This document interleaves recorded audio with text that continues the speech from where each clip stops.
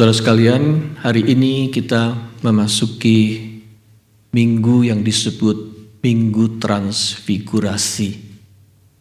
Satu minggu sebelum kita memasuki masa raya Prapaskah. Bacaan kita adalah peristiwa transfigurasi yang tertulis dalam Lukas 9 ayat 28 hingga 36. Saya undang jemaat untuk bangkit berdiri selama pembacaan Alkitab ini.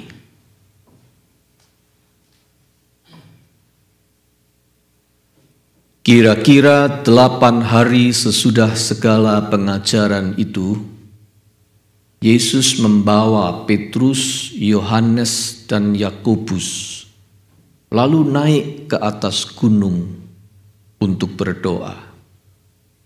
Ketika ia sedang berdoa, rupa wajahnya berubah dan pakaiannya menjadi putih berkilau-kilauan. Dan tampaklah 2 orang berbicara dengan dia, yaitu Musa dan Elia. Keduanya menampakkan diri dalam kemuliaan dan berbicara tentang tujuan kepergiannya yang akan digenapinya di Yerusalem. Sementara itu, Petrus dan teman-temannya telah tertidur, dan ketika mereka terbangun, mereka melihat Yesus dalam kemuliaannya dan kedua orang yang berdiri di dekatnya itu. Dan ketika kedua orang itu hendak meninggalkan Yesus, Petrus berkata kepadanya, "Guru, betapa bahagianya kami berada di tempat ini. Baiklah kami dirikan sekarang 3 kemah, 1 untuk engkau, 1 untuk Musa, dan 1 untuk Elia." Tetapi Petrus tidak tahu apa yang dikatakannya itu. Sementara ia berkata demikian, datanglah awan menaungi mereka. Dan ketika mereka masuk ke dalam awan itu, takutlah mereka. Maka terdengarlah suara dari dalam awan itu yang berkata, "Inilah anakku yang kupilih, dengarkanlah dia." Ketika suara itu terdengar, nampaklah Yesus tinggal seorang diri. Dan murid-murid itu merahasiakannya. Dan pada masa itu mereka tidak menceritakan kepada siapapun apa yang telah mereka lihat itu. Demikianlah pembacaan Alkitab. Berbahagia kita yang mendengar firman Allah dan memeliharanya. Haleluya.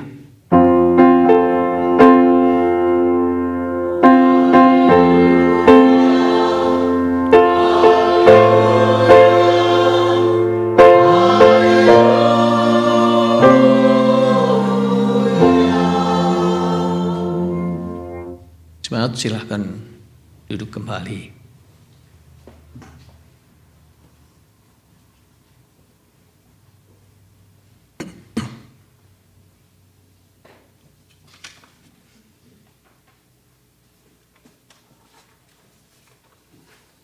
Saudara sekalian, bulan Maret sudah tiba.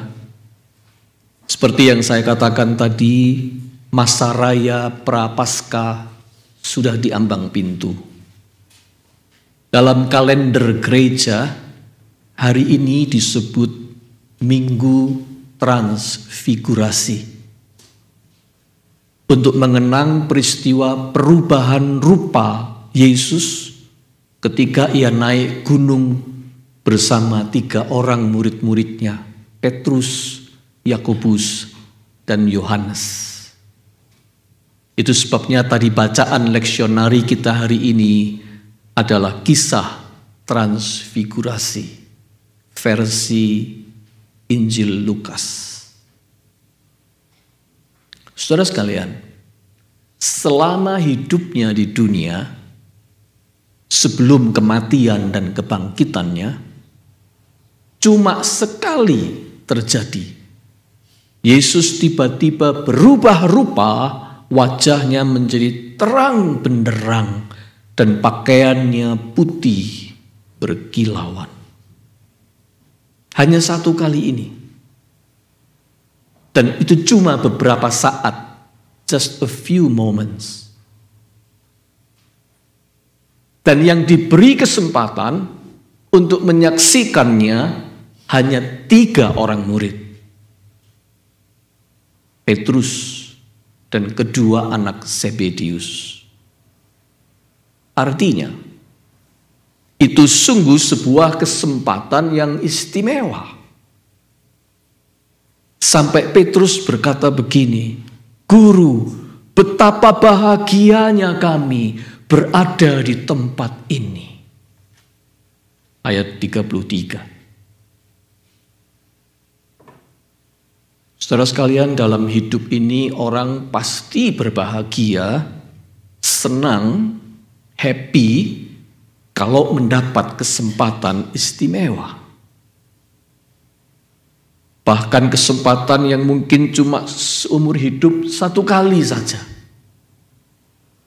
Misalnya pergi mengunjungi tempat istimewa, menyaksikan pertunjukan istimewa, dapat hadiah istimewa, naik kendaraan istimewa, menyantap hidangan istimewa, bertemu dengan orang istimewa, plus bisa foto bareng dengannya, istimewa. Pokoknya yang langka dan istimewa itu mendatangkan bahagia pada kita. Walau hanya sementara, kita ingin mengcapture momentum itu selama mungkin. Seperti yang diucapkan Petrus, "Baiklah kami dirikan sekarang 3 kemah, 1 untuk engkau, 1 untuk Musa, dan 1 untuk Elia." Dalam kebahagiaannya, Petrus ingin mengcapture momentum itu selama mungkin.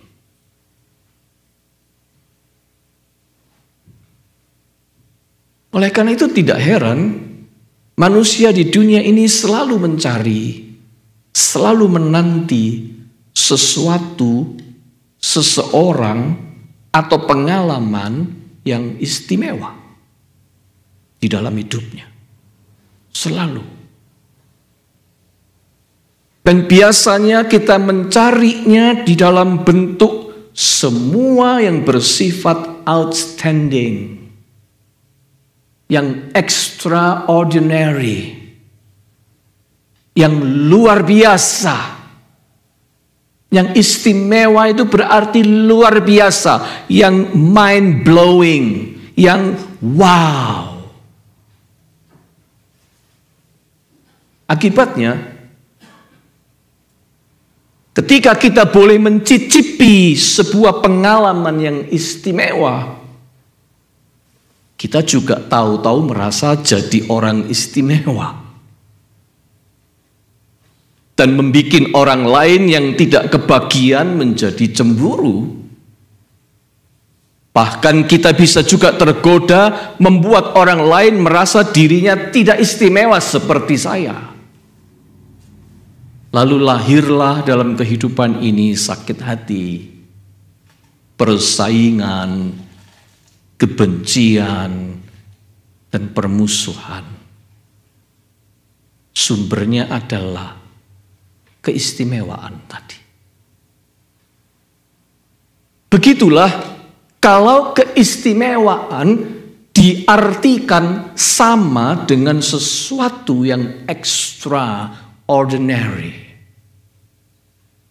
yang menonjol, yang berprestasi unggul, yang cemerlang, yang kaya raya, yang kuat, yang pintar, yang hebat.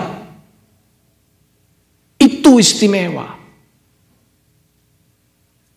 Hitler itu, saudara-saudara, dulu merasa dirinya istimewa.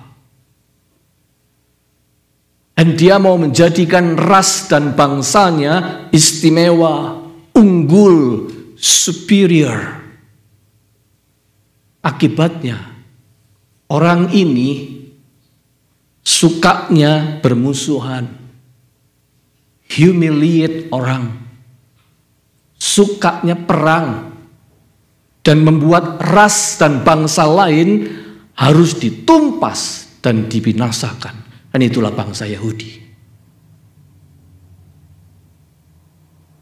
Keistimewaan, jujur saja, kerap melahirkan persoalan di muka bumi ini. Pertanyaannya, benarkah keistimewaan harus selalu ditemukan pada hal-hal yang extraordinary? Benarkah keistimewaan itu hanya kalau kita menjumpai atau mengalami atau memperoleh yang extraordinary? Kita kembali kepada cerita kita. Petrus dan kedua temannya merasa dirinya menyaksikan keistimewaan waktu itu. Yesus berubah rupa jadi rupa surgawi, rupa kemuliaan.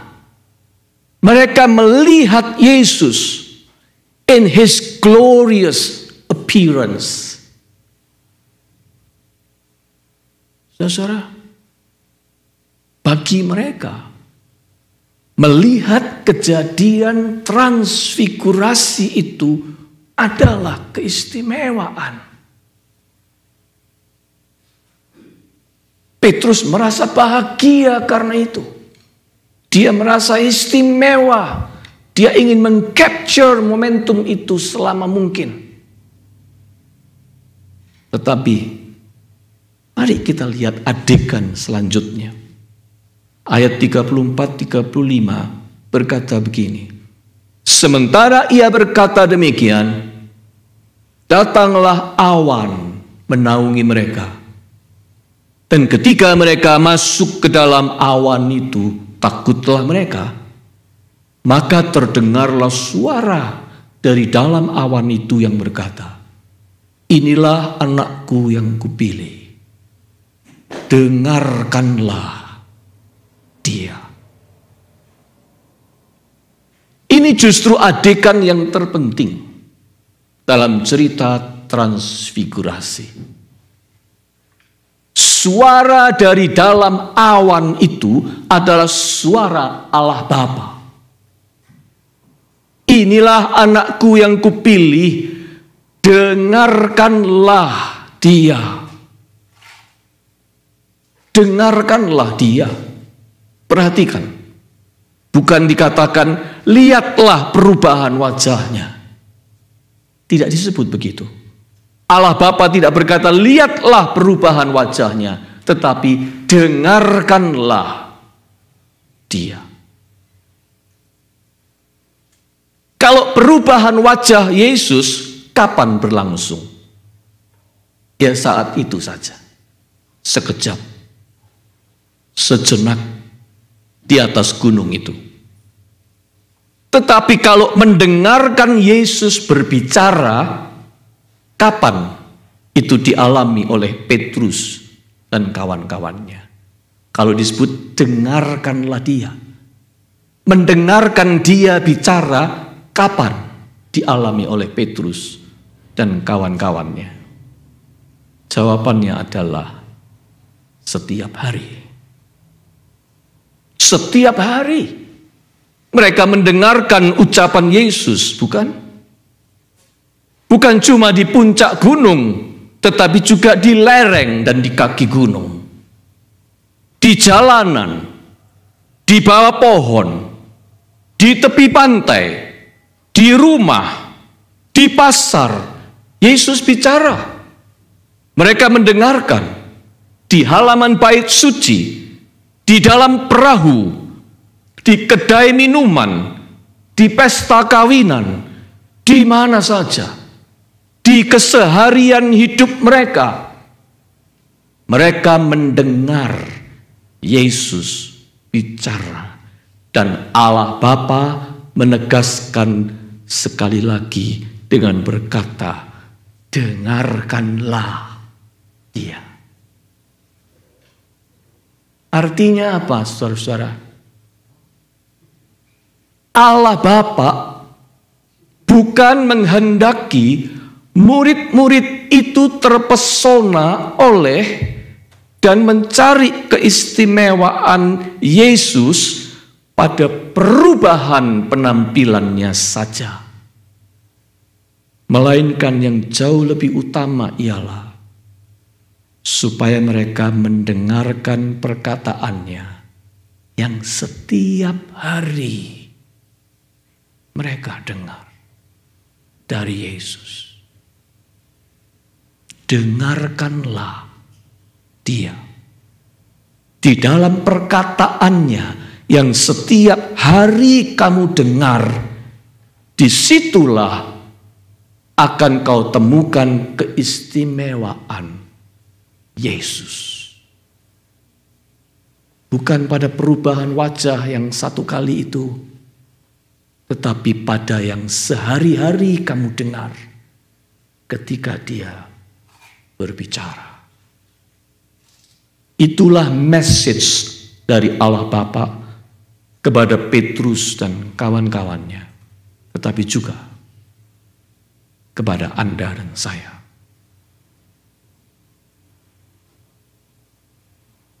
Saudara, apakah keseharian hidup kita sekarang ini istimewa? Hidup sehari-hari yang Anda jalani rutin ini istimewakah? Saudara sekalian, dalam sejarah dikenal ada 3 bencana yang paling mengerikan, yaitu kelaparan, famine, yang kedua peperangan, war, dan yang ketiga bala penyakit, pandemic. Oh, kita pernah mengalami susahnya pandemi 4 tahun yang lalu. Maksud saya adalah, apabila keseharian hidup kita sekarang ini tidak harus menghadapi 3 bencana itu, oh itu sungguh kesempatan istimewa. Ada orang-orang yang tidak minta, dia dilahirkan di zaman perang. Hidupnya susah setengah mati dari kecil. Ada orang-orang yang tidak minta, dia lahir dan dibesarkan di tengah-tengah bencana kelaparan. Cari makan susahnya setengah mati. Ada orang-orang yang lahir di masa bencana pandemik. Dan itu pandemik yang panjang, yang tidak teratasi dengan cepat. Hidupnya pun susah. Banyak bayi-bayi tidak bertahan hidup karena pandemik. Jadi, kalau Anda dan saya hidup sekarang ini, keseharian kita tidak harus menghadapi 3 bencana itu. Itu berarti keseharian kita ini istimewa. Itu privilege namanya. Keistimewaan yang tidak usah dicari terlalu jauh. Keistimewaan yang ada di sini. Sehari-hari. Saya dan Anda menjalani keseharian yang istimewa. Saya tanya lagi yang lain. Apakah Alkitab yang ada di tangan Anda ini istimewa? Tentu saja Anda menjawab sebagai firman Allah, ini istimewa. Tetapi saya juga ingin mengatakan dari sisi duniawi, mundane, kita perhatikan. Proses terbentuknya kitab ini berabad-abad, saudara-saudara. Jutaan nyawa melayang. Jutaan orang berusaha untuk merawat dan menyalinnya dari satu manuskrip ke manuskrip yang lain. Zaman itu tidak ada fotokopi. Mereka harus menyalinnya dengan tangan di atas, bukan kertas seperti sekarang, tetapi lembaran daun papirus atau lembaran kulit binatang. Naskah-naskah itu melewati perjalanan berabad-abad. Banyak orang yang harus menyembunyikan naskahnya dari pemusnahan dan pembakaran dengan taruhan nyawa. Banyak orang yang ketahuan memiliki kitab-kitab itu dan membacanya ditangkap, dan ada yang dihukum mati karena membaca Alkitab. Banyak orang yang membacanya sembunyi-sembunyi dengan lentera kecil di malam hari supaya tidak ditangkap. Alkitab itu dirobek-robek, dipisah-pisahkan kitab demi kitab, disebar, dibagi-bagikan biar mudah disimpan. Dan kemudian nanti tukar-menukar satu sama lain supaya bisa membaca bergiliran. Anda mengalami itu semua? No. Jutaan orang, jutaan pakar, jutaan volunteers menerjemahkannya kata demi kata ke dalam berbagai bahasa di dunia. Anda kebagian tugas itu? Tidak. Anda dan saya tidak hidup di zaman yang sesusah itu dan tidak diberi tugas yang seberat itu dari Tuhan tentang Alkitab. Kita ini sekarang tinggal menikmati edisi cetakan atau sekarang bahkan edisi digital dalam berbagai macam bentuknya yang sempurna. Cari apps Alkitab sekarang model apa saja banyak tersedia. Istimewakah itu? Istimewakah Alkitab di tangan Anda dan saya?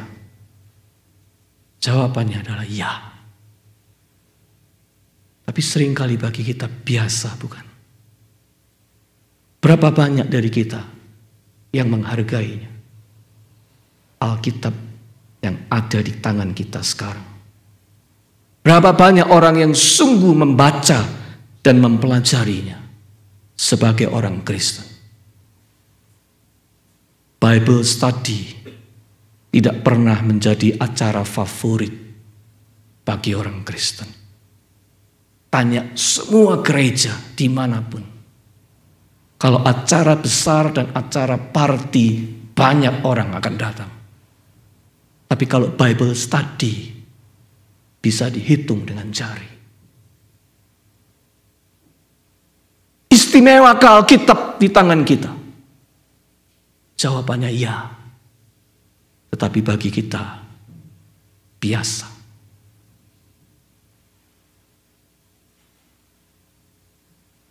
Anda bisa berbakti hari Minggu dan mendengar firman setiap minggu. Istimewakah itu? Ada banyak orang, saudara-saudara, tidak pernah bisa mengalami yang seperti kita lakukan. Saya pernah dihubungi seorang Kristen yang jadi tenaga kerja Indonesia di Arab Saudi. Dia mengontak saya dan mengatakan, terima kasih. saya bisa mendengarkan firman Tuhan melalui pelayanan online GKI Los Angeles. Saya di sini tidak bisa pergi ke gereja. Saya di sini tidak punya kesempatan untuk berbakti. Saya rindu, tapi syukurlah saya menemukan channel ini. Saya berterima kasih kepada Tuhan. Anda lihat, yang kita ini alami biasa setiap minggu, itu dihargai luar biasa oleh orang yang nun jauh di sana itu, di Arab Saudi. Istimewakah ibadah kita hari Minggu? Istimewakah Anda dan saya bisa mendengar firman seperti ini setiap minggu? Jawabannya ya. Tapi seringkali bagi kita amat biasa. Sebab ini tidak extraordinary. Saudara sekalian, sebenarnya hidup ini dihujani dengan berlimpah keistimewaan. Berlimpah anugerah kesempatan yang istimewa dari Tuhan. Berlimpah. Tetapi keistimewaan itu sering tersembunyi di balik perkara-perkara yang biasa, bahkan rutin dan membosankan. Sehingga kita tidak menyadari keistimewaannya atau mengabaikannya saja. Perkataan Allah Bapa dari dalam awan, dengarkanlah Dia. Dia yang sehari-hari ada bersamamu dan bicara kepadamu setiap hari, dengarkanlah itu. Itu adalah sebuah ajakan atau panggilan untuk mencermati yang biasa, yang ordinary. Istilah sekarang, capture the ordinary. Suara yang biasa kita dengar, nafas yang rutin kita hirup hembus, badan yang biasa kita pakai sehari-hari. Itu istimewa tidak? Istimewa, saudara-saudara. Kalau Anda sakit, Anda baru tahu bahwa badan yang sehat itu istimewa.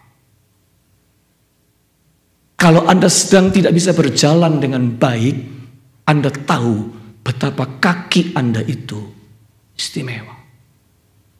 Kalau Anda tidak bisa melihat dengan baik, Anda baru tahu mata Anda itu kalau normal istimewa. Jalanan yang biasa kita lewati, makanan yang biasa kita konsumsi, pemandangan sehari-hari yang di depan mata, yang ordinary, semua itu menyimpan keistimewaan yang amat besar. Ya, semua yang ordinary itu menyimpan limpahan privilege di dalam hidup kita.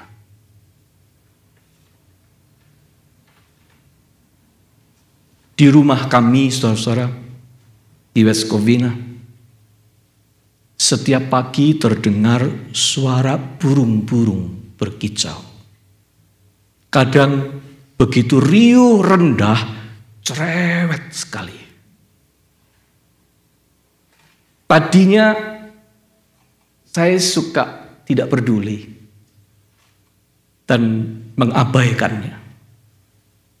Tetapi setelah saya belajar meluangkan waktu sejenak untuk menikmatinya, kicauan burung itu indah. Dan saya doing research tipis-tipis. Orang Indonesia sekarang suka bilang begitu ya. Kalau doing sesuatu sedikit-sedikit, a bit, dibilang tipis-tipis. Saya doing research tipis-tipis tentangnya. Ternyata kicauan burung pagi hari itu luar biasa. Anda tahu, kicau burung pada pagi hari itu punya 4 fungsi. 1, dia sedang mengklaim teritori. Burung jantannya sedang mengklaim. Dengan cuit-cuit itu dia mengklaim ini teritori saya. Kamu jantan-jantan lain stay away. Itu yang dia katakan. Yang kedua, untuk memikat calon pasangan. Mereka unjuk kekuatan. Jadi jantan yang cuit-cuit itu unjuk kekuatan kepada lawan jenis. Ini loh saya sehat, saya kuat. Kamu mau nggak sama saya? Itu yang dia lakukan. Yang ketiga, karena angin belum kencang di pagi hari, mereka tahu suaranya bisa terdengar lebih jauh sampai lebih jauh. Karena penghambat angin-angin itu tidak terlalu besar. Jadi kalau pagi sepagi mungkin mereka berkicau sekeras mungkin. Karena itu akan sampai sejauh mungkin. Pintar burung-burung itu.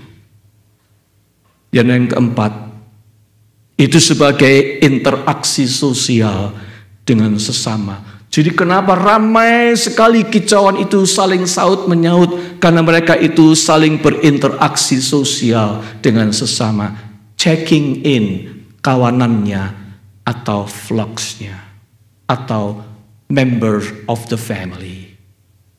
Hey, kamu di mana? Oh, kamu di sana ya. Nanti kita berangkat sebentar lagi ya. Kita cari makan sama-sama. Kamu ke utara, saya ke selatan. Kamu tahu, kamu suka buah persimen? Kalau kamu suka buah persimen, itu di rumah Is Luisa itu ada pohon persimen, itu enak sekali. Kamu bisa datang ke situ. Kita serbu rame-rame di situ. Itu yang mereka lakukan. Singkat cerita, dengan loud chirping itu, before they go searching for food, they need to establish their presence and secure their place in the environment. Itulah sebabnya kicau burung di pagi hari itu indah. Itu sehari-hari ada di rumah saya. Istimewanya ciptaan Tuhan ternyata tidak jauh dari rumah sendiri. Asalkan kita mau slow down a bit untuk mencermati, mencari tahu dengan curiosity, belajar mengerti dan mengagumi, walau itu sederhana. Maka yang ordinary tidak segan-segan akan menyingkapkan keistimewaannya kepada kita. Salahnya adalah kita sering tidak sabar.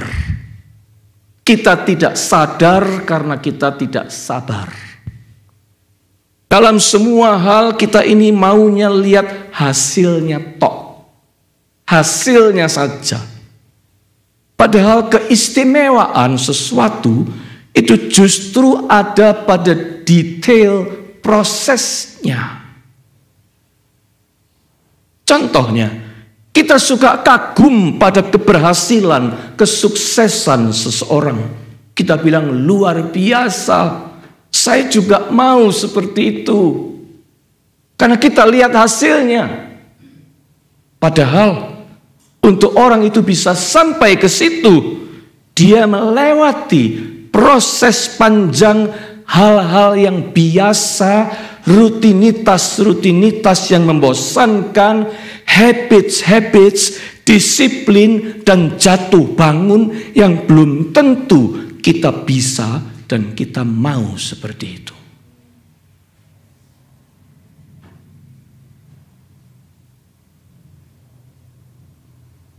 yang ordinary itu menyimpan keistimewaan yang berlimpah. Saudara-saudara, saya ini tidak bisa main piano, hanya suka mendengarkan orang main piano. Setiap kali saya melihat dan mendengar anak-anak kami sekarang main piano atau biola, saya senang, bercampur haru, syukur, takjub, dan lega. Kenapa?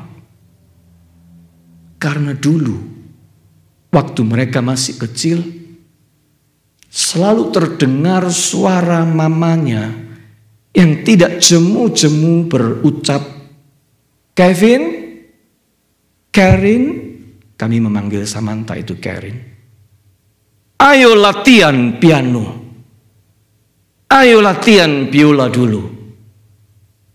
Suara itu tiap hari, suara yang sama, rutin, membosankan, terutama di telinga kedua anak kami. Itu suara yang membosankan, "Ayo latihan." Tetapi syukurnya, untungnya, tetap didengarkan. Mereka nurut, mereka berlatih sejak kecil. Akhirnya, sekarang mereka menikmati privilege-nya. Mereka punya privilege untuk bermain kedua alat musik itu dengan bagus.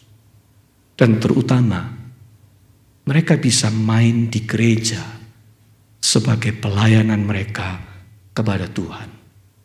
Sampai sekarang, Kevin dan Samantha, di mana mereka berada, di mana mereka bergabung dengan sebuah gereja, di situ mereka selalu menawarkan diri untuk melayani dalam bidang musik. Suara piano dan biola dari kedua anak-anak saya memang indah.